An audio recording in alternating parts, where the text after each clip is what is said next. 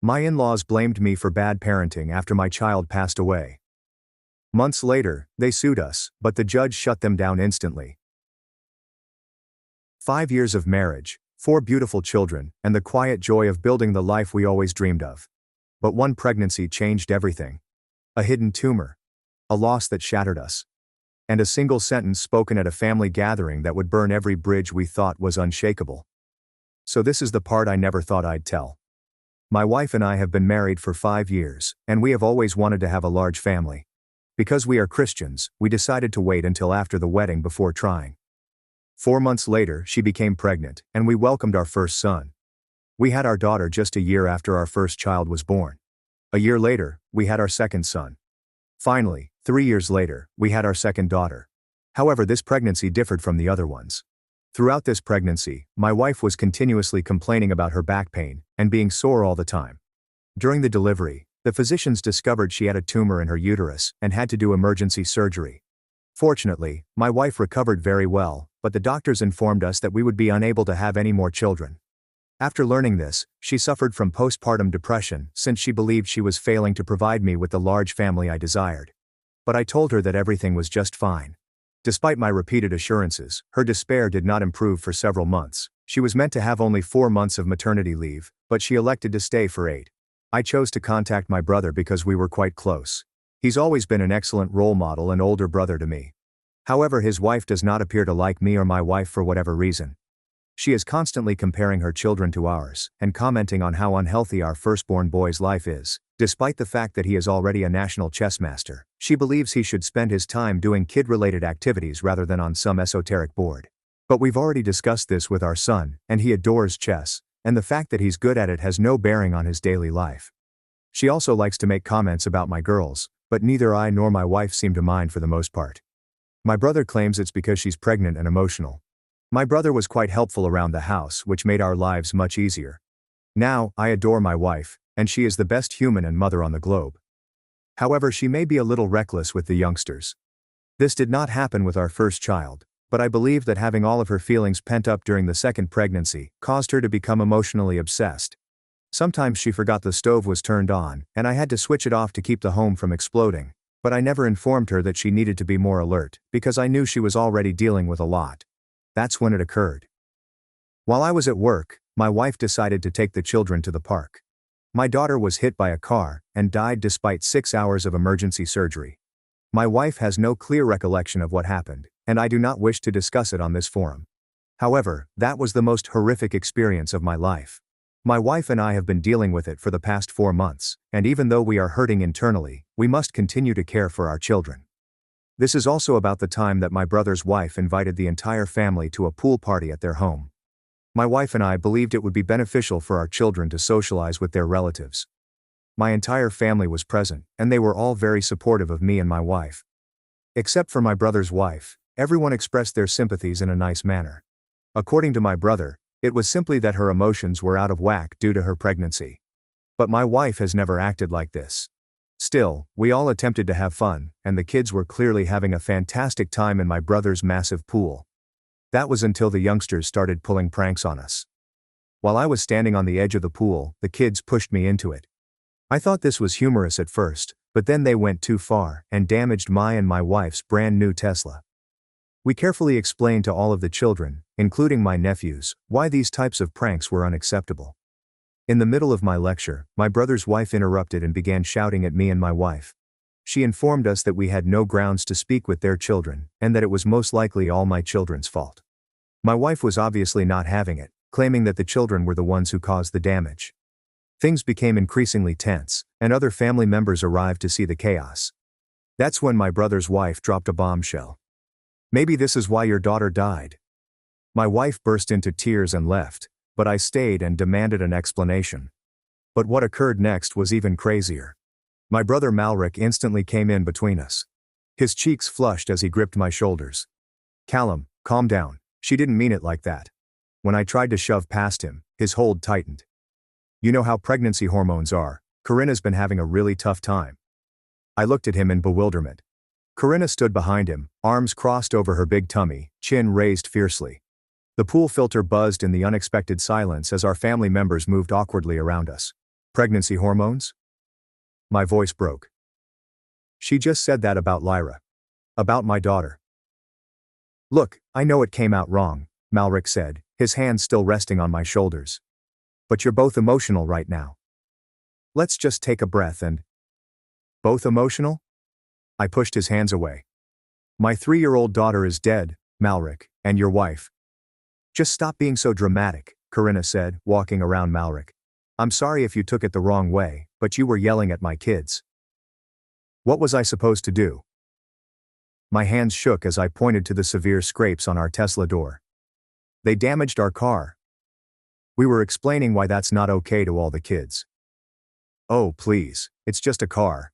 She rolled her eyes. You can afford to fix it, unlike some of us who actually have to budget for our growing families. My mother appeared at my elbow, speaking softly. Callum, honey, maybe we should all just cool off. This heat is getting to everyone. The heat. I looked around at my family. My cousins avoided eye contact. My aunt studied her sandals. Uncle Thaddeus instantly became fascinated by the pool tiles. She just used my daughter's death as a weapon. And you're blaming the heat? Nobody's blaming anything, Mom answered hurriedly. But Corinna is 7 months pregnant. You remember how Alara was during her pregnancies? These things happen. These things occur. The words tasted bitter. Alara never said anything nasty about someone's deceased child. Because Alara never had anyone discipline her perfect little angels, Corinna was furious. Maybe if you two weren't so busy trying to be parents of the year you'd have noticed. Corinna, Malric admonished, but she persisted. What? I'm just saying what everyone's thinking. They act like their kids are so special. Chess champion this. Honor roll that. Well, look where all that helicopter parenting got them. I pushed forward, but 3 sets of hands stopped me. My cousin Jake, Uncle Thaddeus, and even my younger brother Tom created a barrier between us. Not worth it, man, Jake grumbled. Think of Alara. Alara. I spun around, looking for my wife. The sliding glass door to the house remained open, the drapes still fluttering. She'd overheard everything. I need to check on my wife, I muttered, pulling loose from their clutches. Callum, wait, Malric called after me. We can work this out. It's family. I hesitated at the doorway. Family doesn't do this, Malric. Inside I discovered Alara in the bathroom, sitting on the closed toilet lid, her face in her hands. Her shoulders shook with quiet sobbing. I knelt in front of her and carefully moved her hands away from her face. Hey, I said quietly. I'm here. She said it was our fault. Alara's voice was hardly heard. That Lyra died because of us. She's wrong. You know she's wrong. But what if... No. I cupped her face. No what ifs. What happened to Lyra was an accident. A terrible, horrible accident. Not your fault. Never your fault. A knock at the door halted us. Ilara? Callum? It was my sister-in-law Junia, Malric's younger sister. Can I come in? Ilara nodded, so I opened the door. Junia slipped inside and closed the door behind her. I'm so sorry, Junia apologized quickly. What Corinna said was unforgivable. Then why is everyone out there forgiving it? I requested an explanation. Junia exhaled. Because they're cowards. Because it's easier to pressure you two to let it go than to confront her. She's pregnant, Alara stated bluntly. Apparently that excuses everything. It doesn't, Junia replied firmly. And this isn't the first time. Alara and I both looked up to her. Junia bit her lips. Remember when cousin Isolde lost her baby stillborn? At the Christmas party that year, Corinna made a comment about how maybe it was nature's way, because Isolde was over 40 inches. My stomach twisted. I didn't know about it because Isolde never attended another family event. She shut off all contact with those present and refused to defend herself. Junia's voice was sour. Which was basically everyone.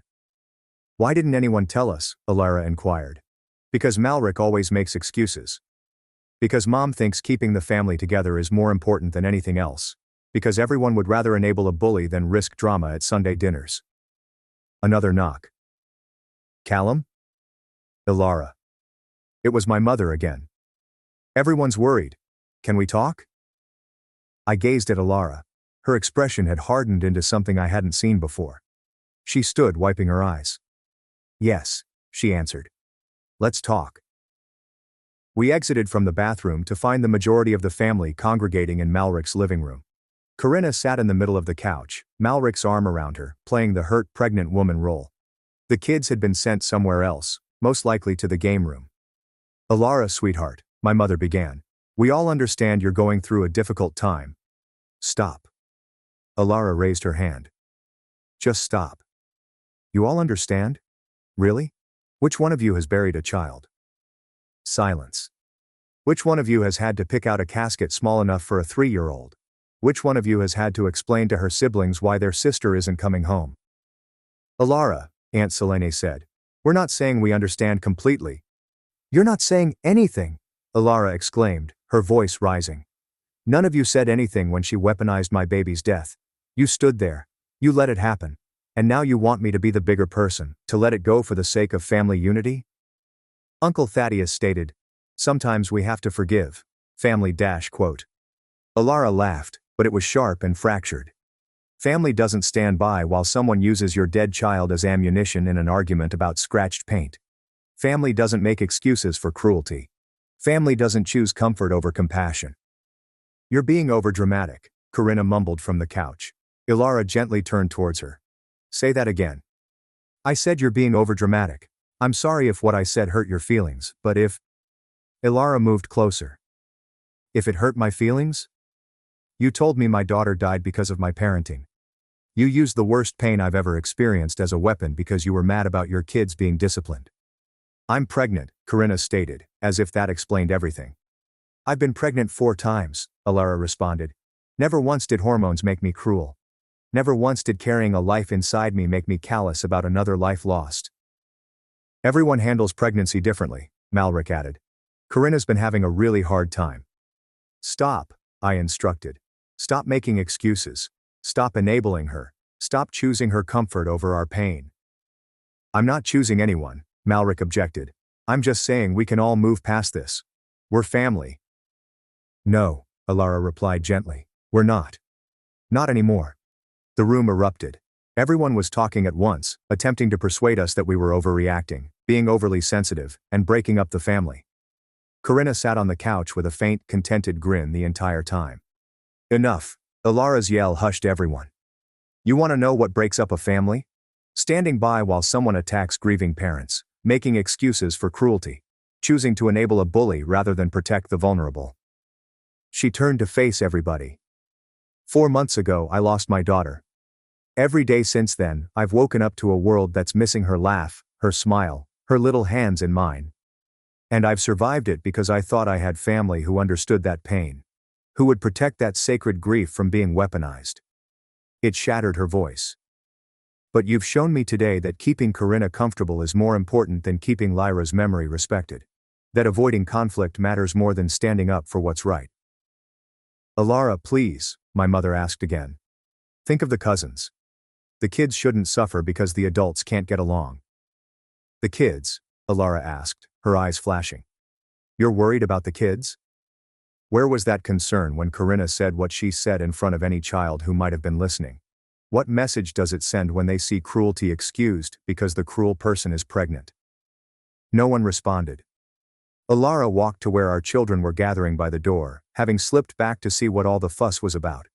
She kneeled down to their level. Get your things, she replied gently. We're going home.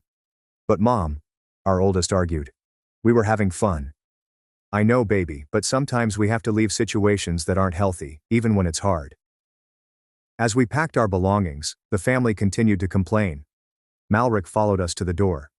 Callum, come on, don't do this. She didn't mean it. You know she didn't mean it. I turned to face my brother. That's the problem, Malric. I think she did mean it. And I think you know she meant it. But you'd rather we swallow our pain than confront your wife's cruelty. That's not fair. Fair?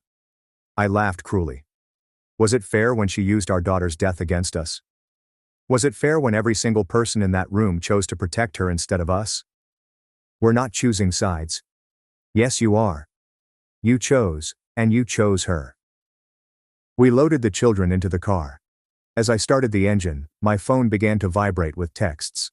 Alara's too. Family members attempted to guilt us into returning, apologizing, and letting it go for the sake of family harmony.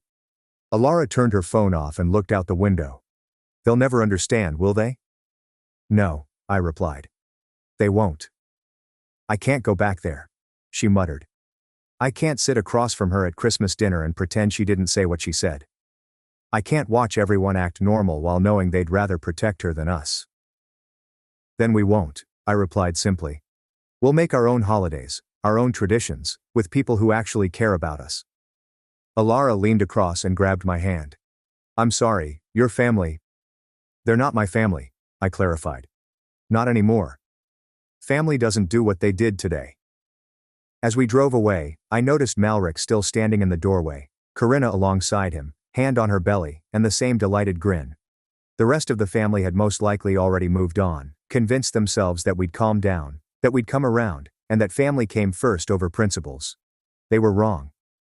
That night, after the kids had fallen asleep, Alara and I sat on our back terrace, where Lyra used to play with her toy tea set, feeding us pretend pastries and telling us complex stories about her stuffed animals. I miss her so much, Alara confessed. I know, me too. And now we've lost them too. Your family. I pulled her closer. We haven't lost anything worth keeping. Anyone who could stand by while you were attacked like that, anyone who could make excuses for that kind of cruelty, they're not family. They're just people we happen to share DNA with. Your mom will probably call tomorrow, try to smooth things over. Probably. What will you say? I thought about it. That Corinna crossed a line that can't be uncrossed. That they had a choice between protecting grieving parents or enabling a bully, and they chose wrong. That we won't expose ourselves or our children to that kind of toxicity again. Alara nodded against my chest. They'll say we're breaking up the family. The family broke itself when they chose comfort over compassion. We sat quietly for a while, listening to the night sounds. We both tensed when we heard a toddler laughing in the distance. Every child's laughter sounded like Lyra's now. Every tiny girl with dark locks made our hearts skip. I keep thinking about what Junia said, murmured Alara, about Isolde, how she cut everyone off after they didn't defend her. Yeah, I used to think that was extreme, now I understand. How can you sit across from people who watched you be attacked and did nothing? Who made excuses for your attacker? Who tried to make you the villain for not accepting the attack? You can't, I replied simply. My phone vibrated again. Another text, this one from my mother. Please do not allow this devastate our family. Think about what Lyra might desire. I showed it to Alara, her expression stiffened. She did not just invoke Lyra to manipulate us into forgiving this. She did? Alara took my phone and typed back. Lyra would want her memory to be respected. Lyra would want to protect her parents. Lyra would want people to confront bullies rather than enable them. Do not use my daughter's name to guilt us into accepting mistreatment. She pressed send before I could stop her. Not that I'd have. I'm done, she stated. Done trying to keep the peace. Done swallowing my pain so others can be comfortable. Done pretending that family means accepting any treatment because of shared blood. Good, I answered, because I am too. The next morning brought a deluge of phone calls. I had put my phone on quiet, but the screen was continuously lighting up with names I had grown up trusting. Dad, Aunt Celine, Uncle Thaddeus, and even relatives who hadn't been to the party were involved after hearing a version of events that undoubtedly showed us as unreasonable. Alara sat at the kitchen table, stirring her coffee absent-mindedly while our children ate breakfast. Our oldest son continued staring between us, clearly sensing something was amiss but unsure what had changed in our world overnight. Are we going to see Uncle Malric today? He said honestly. Alara's hand remained still. I placed my own mug carefully. Not today, buddy, I replied. We're going to have a family day, just us. But we were supposed to practice chess with cousin Soren this weekend. The knife of that simple statement twisted. Soren, Malric's oldest, had been learning chess from our son. They had developed a true camaraderie over the game. Two children who were unconcerned by adult issues. We'll figure something else out, Alara murmured softly. Sometimes plans change. Our younger daughter looked up from her breakfast. Is it because of what happened at the pool, when everyone was yelling? Children took heed of everything. We attempted to shield them, but they had heard enough. Sometimes adults disagree on important issues, I said thoughtfully. And sometimes we need space from each other to figure things out. Like when me and Jamie fight and Mom makes us go to different rooms? Inquired the girl. Something like that, sweetheart, My phone vibrated again. This time it was Malric. Callum, we need to communicate directly, without the wives. I can come by this afternoon. I showed Alara. She read it, then shook her head.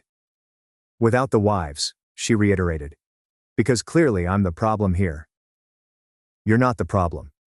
You've never been the problem. I know that. But they don't. I typed back.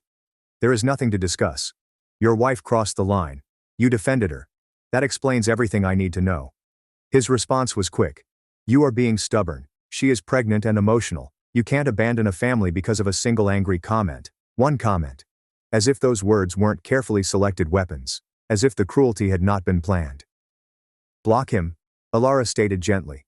Please. I can't. I can't watch you have these conversations. It hurts too much. I blocked Malric's number.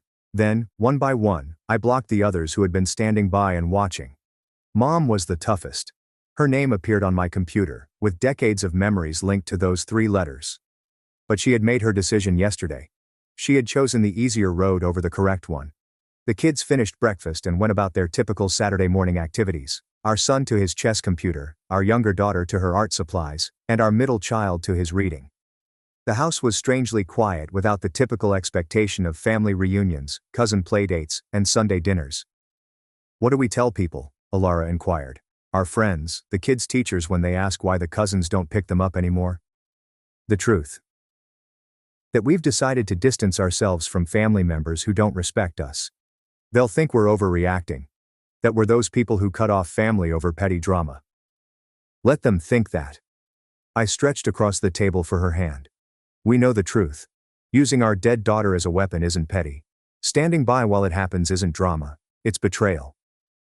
Alara's telephone rang. This time it's her mother. She had attended the party but had departed early before the confrontation. Alara gazed at the screen before answering. Hi, Mom. I could hear her mother's voice, worried but measured. Alara's face alternated between emotions as she listened. Yes, I heard what happened. No, Mom. She said our daughter died because of how we parent. I don't care if she's pregnant. Mom, stop. Her voice became harder. If you're calling to tell me to forgive and forget, you can save your breath. What Corinna said was unforgivable. And the fact that Callum's family defended her tells me everything I need to know about their values. A pause. Her mother raised her voice slightly. Then they're wrong, Alara stated plainly. I'm not ruining the family. The family ruined itself when they chose to protect an abuser instead of the abused. Yes, I said abuser. Using someone's dead child against them is abuse, Mom. Another pause. I have to go, Alara remarked. I love you but I won't discuss this anymore. Either you support us or you don't. But I won't be convinced that we're wrong for protecting ourselves. She shut up the phone and laid it aside, her hands shaking. She thinks we should reconcile for the children's sake. Everyone's very concerned about the children when it suits them, I added with a smile. Where was that concern for our children when Corinna attacked their dead sister's memory? The weekend passed in an unusual bubble. There were no family texts discussing Sunday dinner arrangements. No cousins came by. Malric did not arrive with his tools to assist with household projects. Absence felt both exhilarating and suffocating. Monday presented additional obstacles. When I walked into work, several coworkers gave me weird stares. Word spread quickly in our interconnected world. Malric and I worked in the same industry, but with different businesses. We had mutual professional contacts. My coworker Lucian approached me during lunch. Hey man, heard there was some family drama this weekend, you okay? I tightened. What did you hear?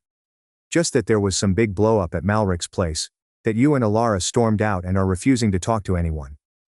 The narrative was already taking shape. We were the unreasonable ones who stormed out, not the bereaved parents who were beaten. There was an incident, I explained carefully. Someone said something cruel about our daughter who passed away. We decided it was best to leave. Lucian's face shifted. Oh. Oh man. I'm sorry. I didn't know it was about. I just heard you guys were being dramatic about some pregnancy hormones thing. Is that what Malric's telling people? He appeared uneasy. I mean, I heard it third hand. You know how these things get twisted. But I knew. Malric was already in control of the narrative, minimizing what happened and making us the villains in a story where we were the victims. That evening, Alara greeted me at the door with red eyes. The school called. Corinna showed up at pickup time for her kids and tried to take ours too. Said there must have been a miscommunication about carpooling. My blood became chilly. What did the school do? Followed protocol. She wasn't on the pickup list, so they didn't release them. But she made a scene. Told the office staff that we were having family troubles and keeping the kids from their cousins out of spite. This is escalation, I explained. She's trying to force contact through the kids. The principal offered to meet with us tomorrow to address the matter. We spent the evening drafting emails and documenting everything. Mrs. Maribel, the principal, understood when we explained the scenario in broad strokes. We didn't go into detail about Corinna's specific remarks because her sorrow was too personal to convey with strangers, but we did make it apparent that some family members were no longer permitted for pickup. I understand that family dynamics can be complicated, Mrs. Maribel explained thoughtfully. We'll make sure staff are aware of the updated list. At 9 p.m. on Tuesday, the doorbell rung. Through the peephole, I saw my mother standing on our doorstep with a casserole dish, which is the common peace offering of Southern families. Ilara looked at me and said, "Your choice." I opened the door but did not welcome her inside.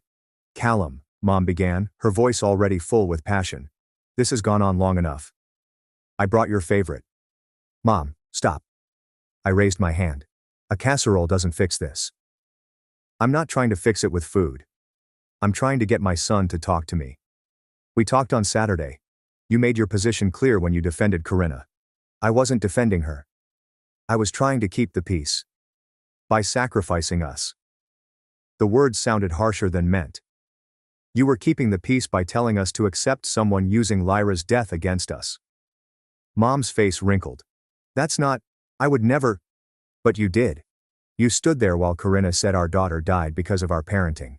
And your response was to remind us she's pregnant. As if that excuse is cruelty." "She didn't mean—" "Stop saying that." The words burst forth. "Stop telling us what she meant. We heard what she said. We felt the intention behind it. And you're still here days later trying to convince us we misunderstood." Mom gripped the casserole dish tightly. "I just want my family back together." "Your family was never together, Mom. It was held together by people like Ilara and me swallowing our hurt and keeping quiet. By people like Cousin Isolde disappearing rather than making waves. By victims staying silent so abusers could stay comfortable. Corinna isn't an abuser. She used our dead child as a weapon. What would you call that?" Silence stretched between us. Down the street, a dog barked, normal neighborhood sounds, which felt weird in this context. "I should have spoken up," Mom finally said gently. When she said it, "I should have told her it was wrong." "Yes, you should have. But I can't change that now. All I can do is try to fix this going forward." "There's nothing to fix, Mom. The damage is done. Trust is broken. And honestly, I don't think it was ever really there. This just revealed what was always true. That keeping up appearances matters more than protecting the vulnerable." She burst into tears then. Real tears, not deceptive ones. "I don't want to lose you, either of you, or my grandchildren. You're not losing us. You're experiencing the consequences of your choices. There's a difference." "What does that mean?" "It means we'll still exist. We'll still be your son and daughter-in-law. But we won't pretend that Saturday didn't happen. We won't sit at family dinners with Corinna. We won't expose our children to people who think their sister's death is fair game for cruel comments." "So what? You'll just never come to family events again? Never let the cousins play together?" "The cousins can play together when their mother isn't around. Malric can bring them here, or meet us at neutral locations. But Corinna is not welcome in our lives. Neither is anyone who continues to make excuses for her." Mom wiped her eyes. "And if I can't accept that, then you're choosing her over us again." She left the casserole on the porch. I brought it inside after she drove away, and Ilara and I stood in the kitchen, looking at it as if it was about to explode. "Your mom makes good casserole," Ilara finally stated. "She does. Doesn't make her a good person though." "No, it doesn't. We threw it away. Keeping it felt like taking a bribe." Wednesday marked a new development. Junia phoned Ilara when I was at work. "I wanted you to know," Junia said over speakerphone that evening, "that I told Mom and Malric exactly what I think of them. That they're cowards who enable Corinna because it's easier than standing up to her." Ilara inquired, How'd that go? About as well as you'd expect. Malric accused me of trying to break up his marriage. Mom cried and said I was being divisive. The usual guilt trips. I'm sorry you're dealing with backlash, I told you. Don't be. Someone needed to say it. I'm just sorry I didn't say it sooner. Maybe if I'd spoken up about Isolde. We can't change the past, Alara explained gently. Just choose better going forward. That's actually why I'm calling. Thanksgiving is coming up. I'm not going to Mom's if Corinna will be there. Thought maybe we could do something together instead. You guys, me, maybe some other family refugees. Family refugees. It was appropriate. We'd like that, Alara responded. After Junia hung up, we sat there with the weird understanding that we were reconstructing. Instead of reconciling or returning to the harmful dynamic, create something fresh. Somewhat healthier. Thursday was our son's chess tournament. We pondered pulling him out because Malric and his family frequently attended these occasions. But that felt like allowing Corinna's malice to take even more away from our children. If they're there, we stay focused on our son, Alara explained as we parked. They don't exist for us. They were present. Of course they were. Malric noticed us right away and began over, but I looked away and directed our family to the registration table. I felt his presence behind us, lingering, but did not acknowledge it. Callum, he finally replied. This is ridiculous. We're brothers. I continued to fill out forms. You can't just pretend I don't exist. Watch me, I stated without turning around. The kids are confused. Soren doesn't understand why his cousin won't talk to him. That nearly broke me. The children were innocent in this situation, but I couldn't let him use them for manipulation. Then explained to Soren that his mother said something unforgivable about his cousin's dead sister. That choices have consequences. That might be a good life lesson for him. You're punishing children for adult problems. Now I turned. No, Malric. You're using children to avoid accountability for adult choices. There's a difference. Corinna sat across the tournament hall, her pregnancy becoming increasingly obvious. She attracted my attention and had the nerve to wave as if nothing had occurred, as if she hadn't used our greatest loss against us. Alara's hand touched mine. Don't let her steal this day from our son. She was correct. We picked seats far away from them and concentrated on our youngster. He performed well, as he always does when he is focused and calm. Chess was his escape and joy. Corinna had described it as unhealthy, but watching him analyze movements with laser focus and see the pride on his face when he completed a challenging strategy, this was a child in his element. He won his division. As we rejoiced, I observed that Malric and his family had already left. Good. Friday afternoon, an unexpected ally appeared. My father called. My parents had been divorced for many years, and Dad resided several states away. He'd been generally absent from family drama, something I used to despise but now appreciated. Heard through the grapevine there's been some family upheaval, he added quietly. I gave him a shortened version. Jesus, he replied when I was finished. She really said that about Lyra? Yeah. And your mother defended her? Everyone defended her, Dad. Or stood by silently, which amounts to the same thing. He was silent for a moment. You know, this reminds me of why your mother and I really divorced. What do you mean? I mean, the official story was we grew apart, but the truth? I got tired of her need to keep peace at any cost. Even when the cost was truth. Even when the cost was justice. Even when the cost was protecting the people who needed it most. I didn't know that. You were young. We kept it civil for you kids. But there was an incident with her sister. Your Aunt Celine, she was cruel to a waitress. Really cruel, made the girl cry, and when I called her out, your mother made excuses. Said Celine was having a hard time at work, that I should let it go. That sounds familiar. It was a pattern. Anytime someone in her family did something wrong, there was an excuse, a reason to look the other way, a plea to keep the peace. I realized I was raising my children to either be bullies who never faced consequences or victims who never received justice.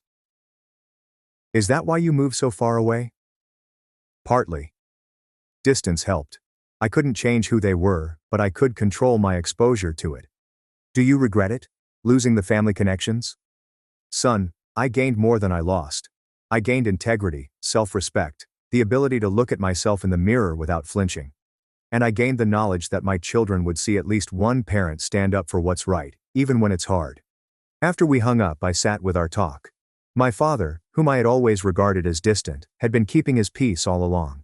He had prioritized principles over locality, values over visits.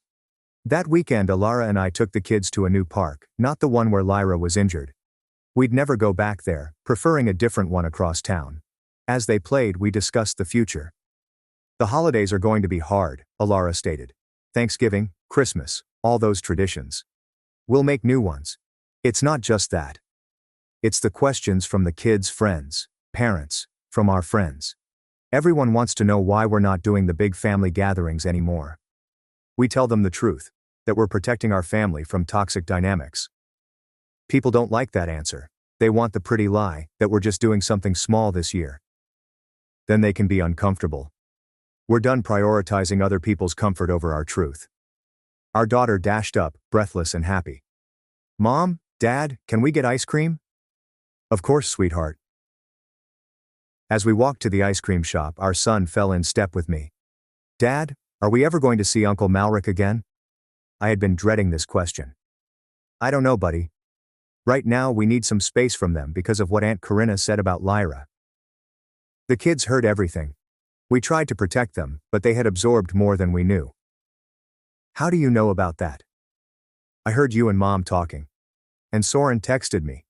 He said his mom didn't mean it. What do you think? He remained silent for a minute, thinking with the same concentration he used in chess. I think when someone says something mean about someone who died, they mean it.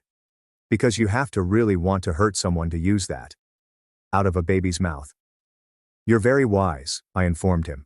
So we're protecting ourselves. Yes, we're protecting ourselves and Lyra's memory. Good, he replied simply. Lyra deserves that. The ice cream shop was packed with weekend families, normal individuals enjoying normal lives, free of the burden of familial treachery. Perhaps they each had their own buried wounds, relatives who used cruelty as currency. Alara showed me her phone that night, after the kids had gone to sleep. She had been recording everything in a private journal app. Every text, every manipulation effort, and every flying monkey meant to guilt us into peace. Why? I questioned. Because I know how this goes. Time passes, memories fade, and suddenly we're the ones who overreacted to a misunderstanding. I won't let them rewrite this narrative. She was correct. The story was already being molded by people who had not been present. We were the dramatic, angry, family-destroying ones, not the bereaved parents who had been attacked by their own daughter's death. Monday morning offered another surprise. A letter from Corinna was brought to my office. Handwritten, which must have required effort considering her predilection for text-based confrontation. Callum, it read. I had been thinking about what happened at the pool party. I recognize that my statements may have been tougher than meant. Pregnancy has been challenging, and I occasionally speak without thinking. I hope we can resolve this misunderstanding for the sake of family unity. Adult disagreements should not negatively impact children. Corinna. I read it 3 times, hoping for an apology that didn't exist. It could have been harsher than intended. Misunderstanding. Not that I'm sorry for using your daughter's death to hurt you. Not what I said was nasty and incorrect. I showed Alara that evening. She laughed bitterly. She's not sorry. She's sorry there were consequences. Should I respond? No. Any response gives her ammunition. She'll twist whatever you say into evidence that we're the unreasonable ones. So I did not respond. But I saved the letter. Documentation works both ways. Tuesday was tougher. Our middle child returned home from school unhappy. There was a family tree assignment, and the teacher had inquired about grandparents, aunts, and uncles. He had to explain that we no longer saw them. The teacher looked at me weird, he claimed, like I said something bad. You didn't say anything bad, Alara told him. Sometimes families take breaks from each other. But why do we have to take a break? How can you convey to a child that adults may be harsh, that family can betray, and that love cannot always conquer toxicity? Sometimes people say hurtful things, I said. And when they're not sorry, really sorry, it's okay to protect yourself from being hurt again. Like when Benny kept pushing me at recess and wouldn't stop, so I stopped playing with him. Exactly like that. He appeared satisfied with the explanation, but Alara and I exchanged glances. The ripple effects would persist. Our children would endure inquiries, criticism, and assumptions, all because we opted to shield them from those who saw their sister's murder as acceptable weapons. Malric came to our door on Wednesday night. He showed up on our porch around 8 p.m., looking haggard, with no warning or call. "Please," he said as I opened the door. "Just 5 minutes." "No, Malric." "Callum, I'm begging you. This is destroying my family. Your wife destroyed our family when she used Lyra against us. You destroyed it when you defended her." "She's pregnant." I started closing the door. "Wait. Okay, not the pregnancy excuse. I don't know what to do. Mom cries every day. Corinna and I are fighting constantly. Junia won't speak to us. The kids are confused and upset. This isn't what I wanted." "What did you think would happen, Malric? That we just swallow that pain and show up for Sunday dinner like nothing happened? I thought you'd understand. That family meant more than one moment of anger." "One moment?" I laughed. But it wasn't funny. "Malric, your wife has been cruel to us for years. Comments about our parenting, our children, our choices. We overlooked it all. But using our dead daughter as a weapon, that's not a moment of anger, that's calculated cruelty." She was upset about the car. "Stop. Just stop. If you're here to make more excuses, leave. If you're here to genuinely apologize and acknowledge what happened, we can talk. But I won't stand here and listen to you minimize what she did." He stood there, mouth opening and shutting as if he wanted to say something appropriate, but couldn't think of it. Because doing the right thing would mean acknowledging his wife was unkind. That he had prioritized her nastiness over our suffering. He had failed as a brother when we needed him the most. "I can't," he admitted finally. "I can't say she was wrong. She's my wife. And I was your brother. Alara was your sister-in-law. Lyra was your niece. But you've made it clear where your loyalties lie." I closed the door. Through the window, I saw him linger there for another minute before returning to his car.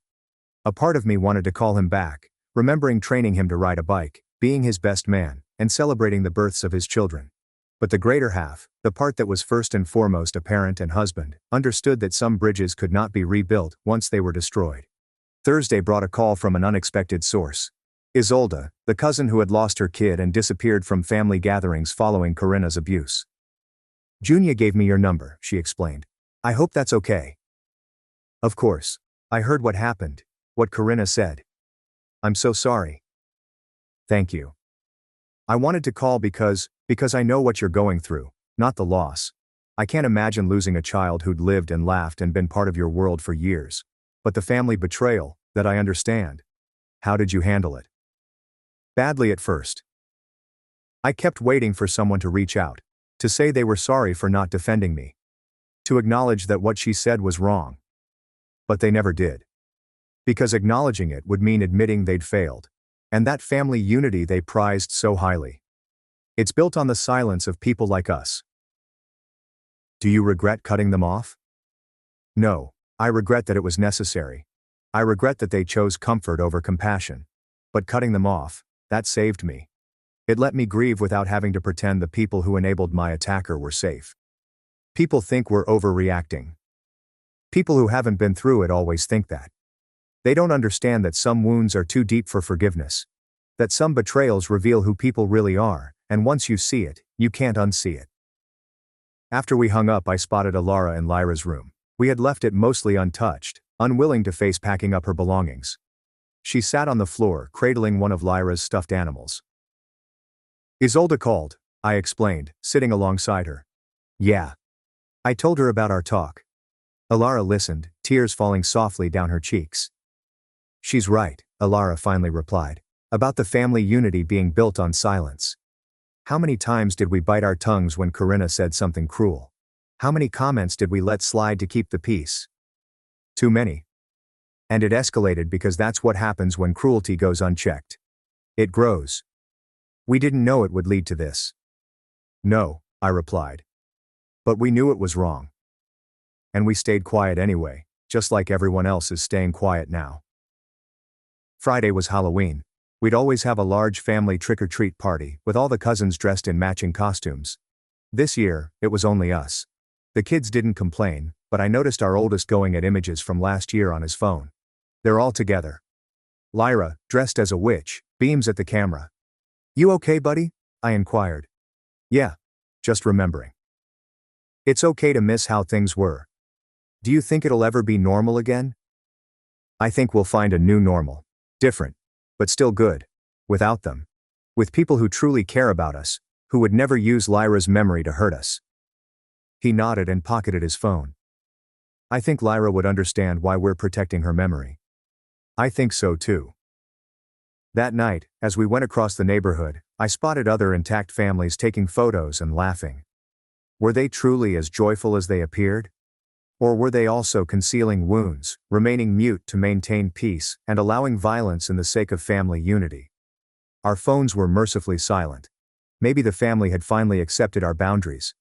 Or perhaps they were plotting their next move. In any case, tonight was just us, our small family of 5 that should have been 6, making our own memories and keeping our own peace. Saturday morning disturbed the peace. Alara awakened me early, her face pallid.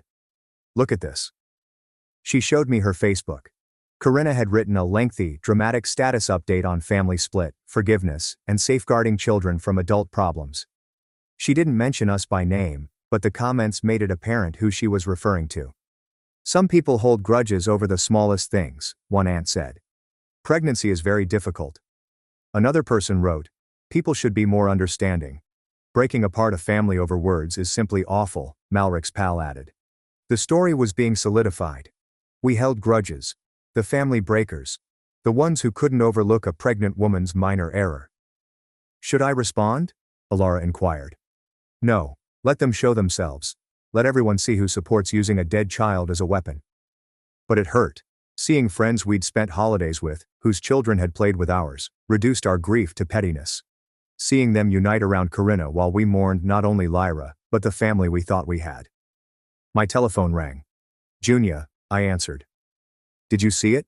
She inquired without prelude. Yeah. I commented. Told them exactly what Corinna said, used Lyra's name and everything. Let them defend that publicly. Junia, you don't have to fight our battles. Yes, I do. Because someone should have fought Isolde's. Someone should have fought yours the moment Corinna opened her mouth. Silence is what lets this continue. Junia's comment was deleted and blocked within an hour, but not before it was seen by multiple individuals. My phone started vibrating with texts from distant family members who hadn't heard the whole story. Is that exactly what she said? One cousin inquired. Why didn't someone inform me?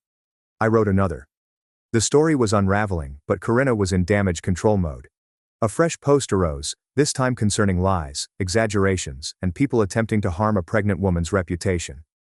She's really doubling down, Alara explained. She has to. Admitting what she really said would mean admitting she's the villain in this story. However, the harm to their story had been done. Some family members who had previously been staunch supporters of peace began to reach out quietly, while not fully supporting us. That would take a lot of courage, but to express concern about what had actually occurred. We did not engage. Their sudden interest in the truth after publicly supporting Corinna seemed phony. Where was the concern while we were under attack? Where were these inquiries when we were portrayed as the unreasonable ones? Sunday arrived, and there was no family dinner. Instead, we spent a quiet morning at home. The kids cooked pancakes, we played board games. It was quiet in a way that our family reunions had never been, without the underlying strain of anticipating Corinna's next cutting remark. I don't miss it, Alara stated abruptly, seeing our children laugh during a game. I thought I would, but I don't. It was always performative, always about maintaining an image rather than actually caring for each other. She was correct. How many Sunday dinners had we endured Corinna's words while everyone pretended to ignore them? How many times had we consoled our children after she ridiculed their interests, accomplishments, and very existence, all in the name of family togetherness, which protected the harsh and silenced the hurtful? That evening my mother called again. This time I responded. I saw Junia's comment before it was deleted, she stated without explanation. Is that really what Corinna said about Lyra? Yes. Silence. I didn't hear the exact words. I just heard shouting and came to see. By the time I got there you were already leaving and Malrick was saying it was pregnancy hormones. And you believed him. Without asking us. Without checking what actually happened. I wanted to keep peace. You wanted to avoid conflict. There's a difference, Mom. Keeping peace would have meant addressing the person who broke it. You chose to pressure the victims instead, because we're more likely to comply. I didn't think of it that way. Of course you didn't. Because thinking of it that way would mean acknowledging your role in enabling abuse. Abuse is a strong word. What would you call using a dead grandchild as a weapon against grieving parents? Once again there is silence. I failed you, she confessed finally. I failed Alara. I failed Lyra's memory. Yes, you did. Can you forgive me? Forgiveness isn't the issue, Mom. The issue is trust. You showed us that when we're vulnerable, you won't protect us. That when someone attacks us with our deepest pain, you'll make excuses for them. How do we trust you after that? I don't know, she said. But I want to try. I want to do better. Then start by holding Corinna accountable publicly. Stop letting her control the narrative. Stop letting her paint us as the villains for protecting ourselves. Malric will be furious. Then Malric can be furious. His comfort isn't more important than our pain. I need to think about this. You do that. But while you're thinking, remember that every day you stay silent is another day you choose them over us. After I hung up, Alara looked at me with optimism. Do you think she'll actually do it? I don't know. Speaking up now, after publicly supporting them, would mean admitting she was wrong. That's hard for anyone, especially someone who's spent their life avoiding conflict. But at least she's finally hearing us. Maybe. Or maybe she's just trying to find a way to get us back in the fold without actually addressing what happened. Time will tell. Monday morning came proof that Mom had made her decision. A Facebook post, carefully crafted but clear. I've been contemplating about family dynamics and my place in them. I recognize I've occasionally put maintaining peace over safeguarding individuals. When someone says something nasty, particularly about a deceased child, it is not due to hormones or stress. It's cruel. And those who make excuses for it are complicit. I apologize to those I failed by being silent. I promise to do better. She didn't mention names, but everyone knew. The comments section exploded. Malric accused her of betraying the family. Corinna described her as a troublemaker. Several relatives expressed surprise that she would discuss family matters publicly. Others, however, began to speak up, including the silent ones who had previously been silenced. Stories came out. Corinna was nasty at times, and the family turned a blind eye. Long ignored behavioral patterns. It's like a dam broke, Ilara exclaimed, scrolling through the comments. All these people who've been hurt by her finally feeling safe to speak up. My telephone rang. Malric, I said. Your mother is destroying our family, he stated without greeting. Corinna destroyed our family, Mom's just finally acknowledging it. This is your fault. You and Alara making a big deal out of nothing. Using our dead daughter as a weapon is nothing. She didn't mean... I hung up. We were past the point of these circular discussions, but the family's reckoning continued. Junia called that evening, nearly ecstatic. Did you see Aunt Celine's comment? She admitted that Corinna made her daughter cry at her wedding by criticizing her dress. And Uncle Thaddeus's wife finally told the story about Corinna announcing her pregnancy at their daughter's graduation dinner. It's all coming out. Good, Alara replied. Let them all see what they've been enabling. But with the news came retribution. Corinna shared her own status, portraying herself as the victim of a planned attack. Malric defended her, alleging that others were ganging up on a pregnant woman. They declared that they will be taking a mental health break from social media and family activities. Classic, Alara mumbled. Play victim when accountability comes knocking. But something had shifted. Corinna's familial dynamic, which had shielded her for years, was unraveling. People were wondering why they'd remained silent, why they'd valued her comfort over others' suffering. Tuesday brought an unexpected visitor. Aunt Celine stood on our porch, visibly uncomfortable yet resolute. I owe you an apology, she murmured as I let her in.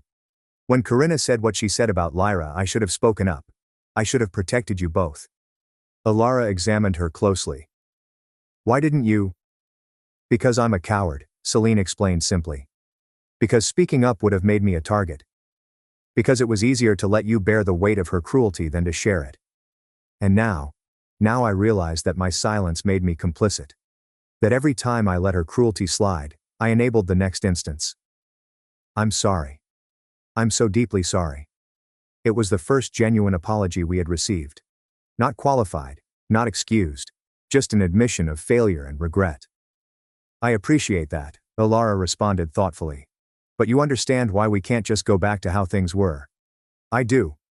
Trust is earned. And I haven't earned yours. But I wanted you to know that some of us see it now. See what we allowed to happen.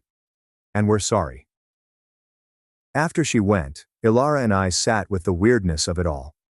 The family wall of quiet, long unbreakable, was beginning to crack. It doesn't change what happened, Ilara stated. Doesn't bring Lyra back into a world where her memory is protected. No.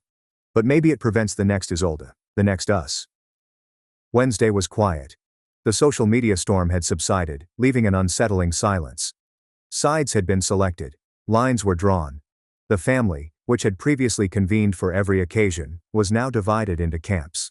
On Thursday, Junia received news. Malric and Corinna are hosting Thanksgiving, making a big deal about keeping traditions alive and not letting division win. It's clearly a loyalty test. Let them test, I instructed. We already know where we stand. Mom's not going, Junia added. Neither are Celine or Thaddeus's family. Looks like their guest list is getting smaller. Part of me felt sad because I remembered Malric teaching me how to throw a football and being present when each of my children was born. But the greater part, the part that had witnessed him prefer his wife's brutality to our misery, felt nothing but determination. Friday was the school's Thanksgiving program. We gathered in the auditorium and watched our children sing songs about appreciation and family. The irony was not lost on me. Family isn't always blood, Ilara said quietly, watching our son assist a classmate with their costume. Sometimes it's the people who choose to protect you instead of hurt you. She was correct. We were discovering something new as we lost our birth and marriage family, friends who checked in on a regular basis, parents from school who had heard about what had transpired and gave support without interfering. Junia called every day to make sure we were all right. That weekend we began organizing our own Thanksgiving. Junia would arrive, accompanied by Isolde and her family. Some buddies had nowhere else to go, a diverse group of people who recognized that family was about more than shared DNA. It'll be different, Ilara explained, preparing lists. Different isn't bad. No, different might actually be better. The youngsters were also adjusting. Our oldest had begun teaching chess to children at the community center. Kids who actually want to learn, he stated firmly. Our middle child had joined a book club. Our youngest was excelling in art classes. They were blooming without Corinna's incessant subtle comments, or the strain of family reunions where they walked on eggshells. I think Lyra would like this, our daughter commented one evening while working on her artwork. She always said Aunt Corinna was mean. Maybe she's happy we don't have to see her anymore. Again, from the mouth of babes. As November moved before Thanksgiving, the family divide grew stronger. Malric and Corinna surrounded themselves with relatives who were still committed to preserve the peace at all costs. We created something fresh with individuals who saw that certain costs were prohibitively high. Mom phoned the night before Thanksgiving. I wanted you to know I'm not going to Malric's, she told me. I'll be alone, but I can't sit at a table with someone who used my granddaughter's death as a weapon. You don't have to be alone, I caught myself saying. We have room. Ilara stared at me with surprise but not disapproval. Are you sure? Mom's voice sounded soft. I'm sure that Lyra would want her grandmother to have somewhere to go on Thanksgiving. I'm sure that choosing right, even late, still matters. But I'm also sure that this isn't a clean slate. It's a chance to do better. I understand. Thank you. Ilara reached out to take my hand after I had hung up. That was kind of you. She's trying. Late. But trying.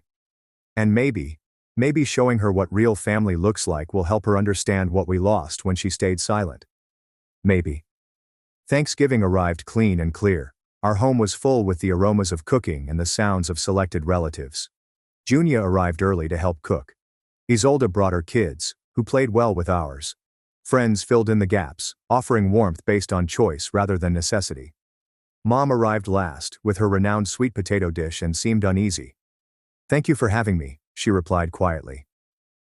Thank you for choosing to be here, Ilara said. For choosing us. The supper was different from previous years, smaller in some ways but richer. The conversation flowed without the underlying tension of anticipating Corinna's next jab. The children laughed freely. People shared their stories without fear of being judged. This is nice, Mom commented at one point, glancing around the table. Different, but nice. Different can be good, our son explained. Like in chess. Sometimes you have to sacrifice a piece to win the game. What piece did we sacrifice? Our daughter inquired. The one who was harming us, he stated plainly. Mom's eyes flooded with tears. I'm sorry I didn't protect you, all of you, from that hurt. We know, Alara replied. But you're here now. That matters. As the evening came to a close and the guests began to go, Mom approached me. Malric called earlier while I was driving here. He wanted to know how I could choose them over him. What did you tell him? That I wasn't choosing sides. I was choosing right. He didn't understand. He might never understand.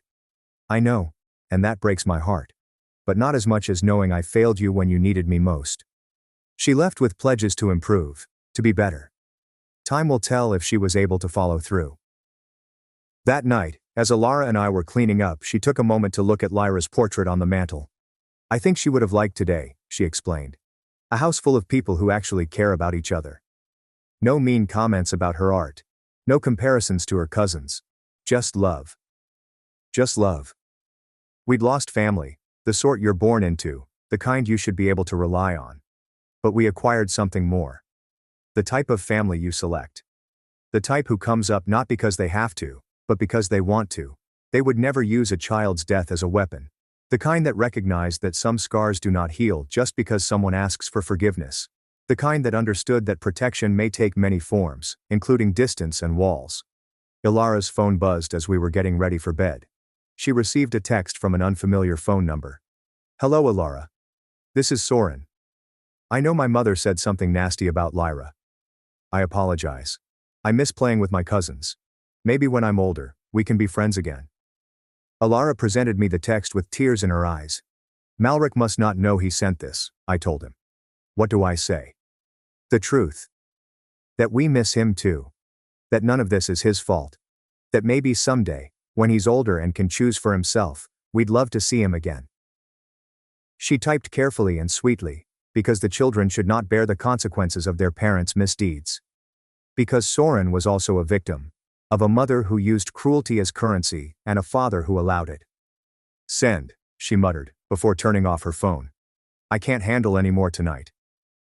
As we lay in bed, the home quiet save for the sound of our children sleeping securely down the hall, I reflected on the journey from the pool party to the present moment. The ache was still present. The loss of Lyra was aggravated by the loss of family members we believed we could rely on. There was also something else, peace. The comfort of knowing we had chosen protection over politeness. The assurance that Lyra's memory would not be weaponized. The peace of knowing that our surviving children will grow up to realize that some things are more important than keeping terrible people comfortable. I love you, I whispered Alara in the dark. I love you too, she said. And I love the family we're building. The one Lyra would be proud of. The weekend following Thanksgiving saw an unexpected development. Malric's oldest kid, Soren, arrived at our house Saturday morning, his bike hanging against the porch railing. Alara and I exchanged astonished glances through the window. Soren. I opened the door and looked down the street for Derek's car. Does your dad know you're here? The 13-year-old shuffled anxiously. He thinks I'm at the library, but I had to come. I need to talk to my cousin about something for the chess tournament next week.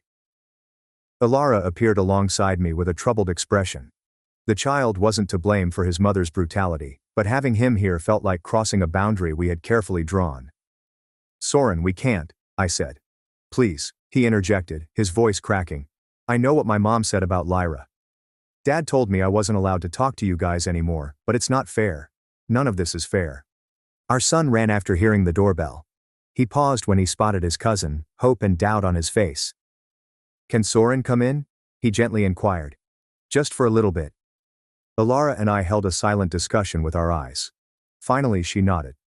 15 minutes, then you need to go home before your parents realize where you are. The boys went upstairs, and Alara began pacing. This is going to cause problems. I know Malric will accuse us of undermining his parenting. Probably. 20 minutes later, Soren returned downstairs, appearing lighter than when he had entered. Thank you, he replied simply. I'm sorry about everything. You don't need to apologize for things that aren't your fault, Alara softly reminded him. He went, and we held our breath, braced for the eventual explosion. It arrived 3 hours later. Malric's automobile roared into our driveway, and he arrived at our door before the engine completely died. How dare you? He snarled as I opened the door. going behind my back, encouraging my son to disobey me. We didn't encourage anything, I explained quietly. He showed up. We let him talk to his cousin for 20 minutes, that's all. You had no right to. To what? Let two kids maintain a friendship despite adult problems? You're right. How terrible of us. Corinna emerged from the automobile, her pregnancy in its latter stages. This is kidnapping, she said dramatically. We could call the police. Alara was following me. Please do. I'd love to explain to them why you're trying to prevent cousins from speaking to each other. Maybe mention what you said about our dead daughter while we're at it. Corinna's cheeks reddened. You're poisoning him against us. We didn't mention you at all, Alara remarked.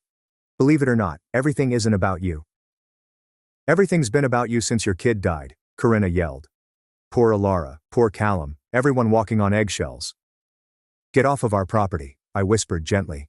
Now. Malric grasped Corinna's arm. Let's go. No, I'm tired of them playing victim.